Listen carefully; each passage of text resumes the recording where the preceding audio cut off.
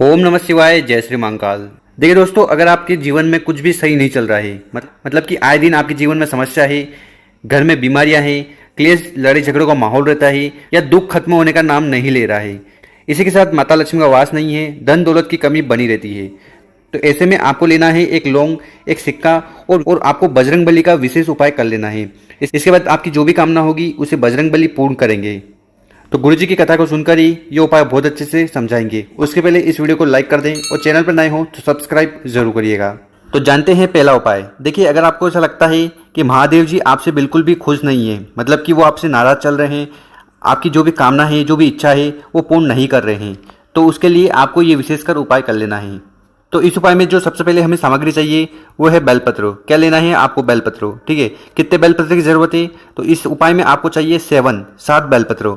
और जो बेलपत्र लो वो कहीं से खंडित नहीं होना चाहिए। ठीक है, देखिए, अगर आप इस बात को लेकर परेशान हैं कि महादेव जी आपकी नहीं सुन रहे हैं, तो फिर आपको बजरंग बली की मदद लेनी है और आपकी जो भी कामना है, इच्छा है, वो पूर्ण करवानी है। तो आपको क्या करना है कि आपके पास जो 7 बेलपत्र है उनको लेकर आपको पहुंच जाना है बजरंग बली के मंदिर में। तो आपके घर के आसपास हनुमान जी का जो भी मंदिर है वहां पर आपको ये 7 बेलपत्र लेकर चले जाना है और इन बेलपत्र को उठाकर सबसे पहले आपको हनुमान जी के सामने उनको समर्पित कर देना है, श्री शिवाय नमस्तुभ्यम का स्मरण करते हुए।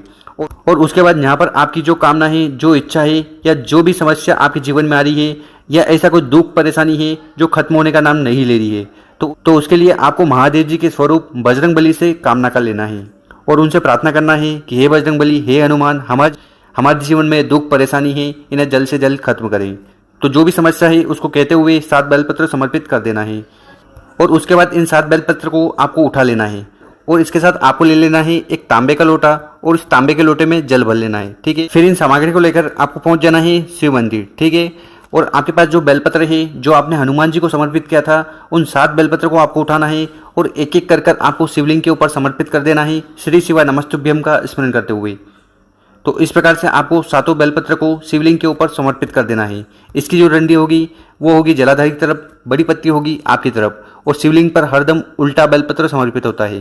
तो इस प्रकार से आपको अपनी कामना, अपनी समस्या कहते हुए 7 बेलपत्र शिवलिंग के ऊपर समर्पित कर देना है और उसके बाद आपके पास जो जल का लोटा है उसको उठाकर उस बेलपत्र के ऊपर समर्पित कर देना है, श्री शिव नमस्तुभ्यम का स्मरण करते हुए। और उसके बाद हर बार की तरह आपको शिवलिंग के पास खड़े हो जाना है और आपके मन में जो भी कामना है, ठीक, अब वो कामना धन को लेकर हो सकती है, लक्ष्मी प्राप्ति को लेकर हो सकती है, सुख समृद्धि के लिए हो सकती है, या घर में आर्थिक समस्या चल रही है उसको लेकर हो सकती है। तो कौन सी भी कामना है आपको वहां पर खड़े होकर कह लेनी है। इसके साथ जीवन में अगर समस्या चल रही है, दुख चल रहा है, तो उसके बारे में भी आपको भगवान भोलेनाथ को बता देना है। तो जो भी व्यक्ति इस प्रकार से उपाय कर लेता है उसकी कामना, इच्छा पूर्ण होने लगती है।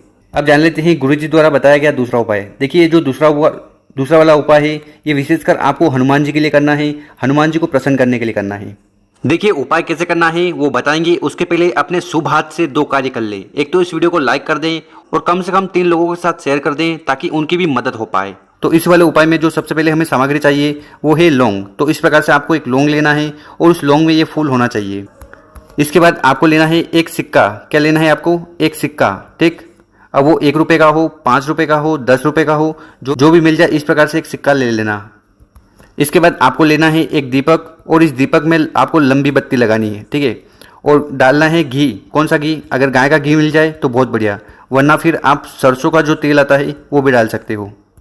और आखिरी में लेना है एक तांबे का लोटा और इस तांबे के लोटे में जल भर लेना और साथ ही साथ आपको इस प्रकार से एक खाली कटोरी भी ले लेनी है। और फिर इन सभी सामग्री को लेकर आपको पहुंच जाना है अपने घर के मंदिर में। ठीक है, तो जहाँ पर भी हनुमान जी का पोस्टर हो, ठीक है, पोस्टर है, मूर्ति है, जो भी है, उनके सामने आपको चले जाना है और वहाँ पर सबसे पहले क्या करिएगा, एक आसन बिछाइएगा। ठीक है, तो इस प्रकार से सबसे पहले आपको एक आसन बिछा देना है, उस आसन पर बैठ जाना है और जो दिया आप अपने साथ लेकर आए हो उसको आपको हनुमान जी के सीधे वाले हाथ पर रख देना है और उसको प्रज्वलित कर देना है, जला देना है। ठीक, और यहाँ पर जो आप एक लौंग लेकर आए हैं, ठीक है, उस लौंग को इस जल के पात्र में डाल देना और जो एक सिक्का है, ठीक है, उस सिक्के को भी इस जल के पात्र में डाल देना और फिर उस जल के लोटे को उस कटोरी से ढक देना। ठीक, इतना उपाय कर लिया, इतना काम कर लिया। इसके बाद क्या करना है कि आपको लगातार 14 दिन तक, ठीक है, 14 दिन तक हनुमान जी के 3-3 पाठ हर रोज करने हैं। क्या करना है? 3 पाठ आपको हनुमान चालीसा के 14 दिन तक लगातार करना है। ठीक, तो मान लीजिए अगर आप मंगलवार से शुरुआत करते हो तो अगले 14 दिन तक आपको हर रोज दिन में 3 बार हनुमान जी के पाठ करना है, ठीक है। पर और इस उपाय में जो समय है वो फिक्स रहेगा। अगर आप 9 बजे पाठ करते हो तो अगले 14 दिन तक आपको सुबह 9 बजे ही पाठ करना है। अगर शाम को 6 बजे पाठ करते हो तो अगले 14 दिन तक शाम को 6 बजे ही पाठ करना है। तो इस प्रकार से आपको लगातार 14 दिन तक ये पाठ करना है, ठीक है। और 14 दिन तक रोज आपको दीपक बदलना है, इस दिए में रोज नया तेल और बत्ती लगानी है। वहीं अगर हम बात करें इस कलश की, तो इस कलश को आपको नहीं बदलना है। 14 दिन तक आपको इसी प्रकार से कलश रख देना है।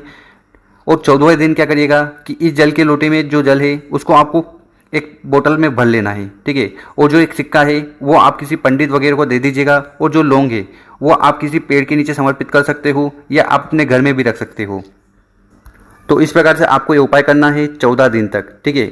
और यहाँ इसी बीच आपकी जो भी कामना है, जो भी समस्या है, और इसी बीच आपकी जो कामना है, जो समस्या आपके जीवन में आ रही है, जो खत्म होने का नाम नहीं ले रही है, तो उसके लिए भी आपको पाठ करने के बाद निवेदन कर लेना है।